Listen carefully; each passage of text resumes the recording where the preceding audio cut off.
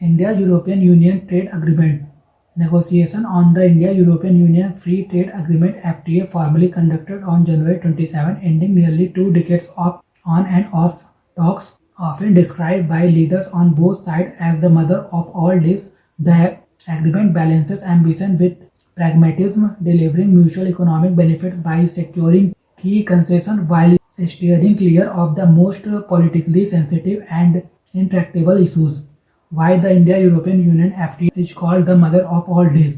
The India-European Union Free Trade Agreement earns this tag due to the sheer scale of the economies and trade involved. It links the world's second European Union and the fourth largest India custom bloc's economy, covering a combined market of about $24 trillion, while India's 8 recent FTAs together accounted for around 16% of its trade in 24-25. The European Union alone made up nearly 12%. Bilateral merchandise trade reached $136.5 billion with Indian exports at $75.9 billion and service trade touched $83.1 billion in 2024, underscoring the deal's outside significance. What India gains from the India-European Union Free Trade Agreement. Major tariff elimination on Indian exports. Under the deal, the European Union will immediately remove duties on 70.4% of tariff lines, covering about 90.7% of India's export value once the free trade agreement comes into force. Phased tariff cuts on sensitive products. Another 20.3% of tariff lines, covering 2.9% of exports, will see tariff eliminated over 3 to 5 years, including selected marine product, processed food, and arms and ammunition. Partial reduction and quota-based access. Around 6.1% of tariff lines, accounting for 6% of export, will see reduced but not zero tariff or quota-based concession. These apply to items such as poultry, preserved vegetables, bakery products, automobiles, steel, shrimp and prawns. Near complete coverage of Indian export. Taken together, European Union tariff concession apply to over 99% of the total value of India's export to the bloc, making it one of the most comprehensive market access packages India has secured. Improved access for services. Beyond goods, the European Union has offered broader and deeper commitment in service across 144 subsectors, including IT, ITES, professional services, education, and the other business services. Sectors said to gain most from the India-European Union Free Trade Agreement. Big wins for labor-intensive manufacturing. The Free Trade Agreement's potential gains for labor-intensive sectors are about $35 billion, with $33.5 billion moving to zero duty on day one.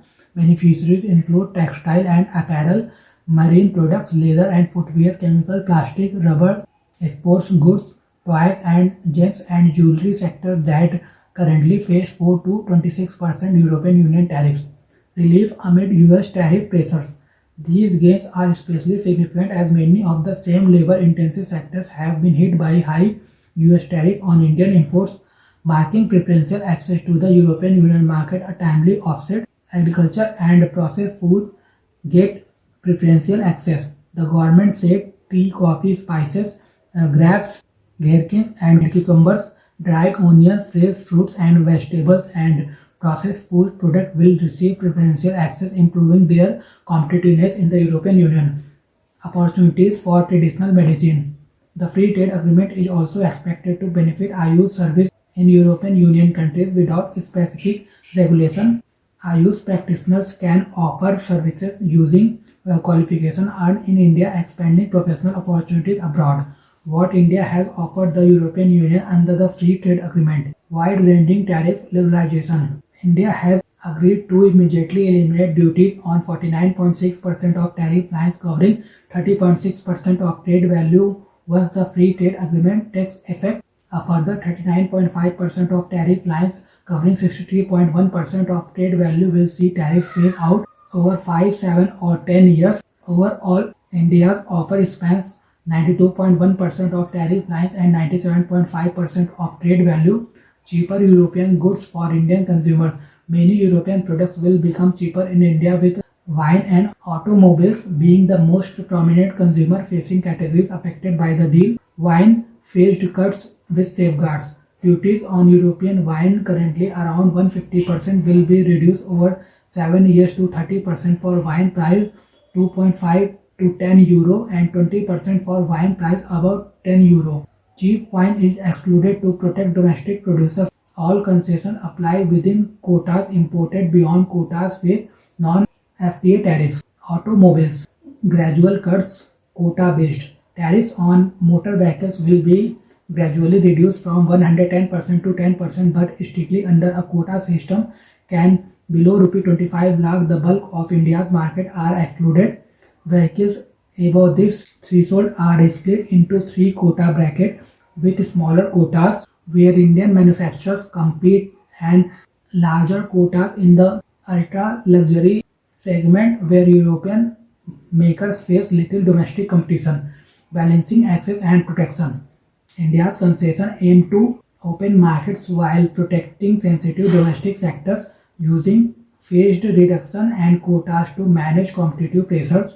Which sectors are excluded from the India-European Union Free Trade Agreement? India kept several sensitive agricultural sectors out of the deal, including beef, poultry, dairy, fish and seafood, cereals especially rice and wheat, fruits and vegetables, nuts, edible oils, tea, coffee, spices and tobacco. European Union exclusion and limited quotas. The European Union for its part excluded beef, sugar, rice, chicken meat, milk powder, honey, bananas, soft wheat, garlic and ethanol. It offered quota-based access, not full liberalization, for sheep and gold meat, sweet corn, grapes, cucumbers, dried onion and rum made from molasses and starches. Key concerns around the India-European Union Free Trade Agreement. One major unresolved issue is the Carbon Border Adjustment Mechanism, the European Union Carbon Linked Tariff Framework.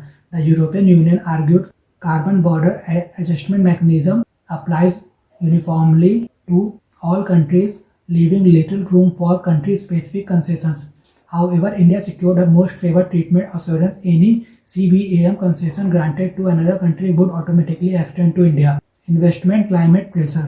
Another concern is investment readiness to capitalize on the tariff-free access to Europe and attract firms relocating supply chains. India will need to accelerate domestic reforms to improve ease of doing businesses, regulatory certainty, and infrastructure. The bottom line, while the FTA delivers broad market access, CBAM related costs and the pace of domestic reforms will shape how fully India can convert the agreement into sustained trade and investment gains.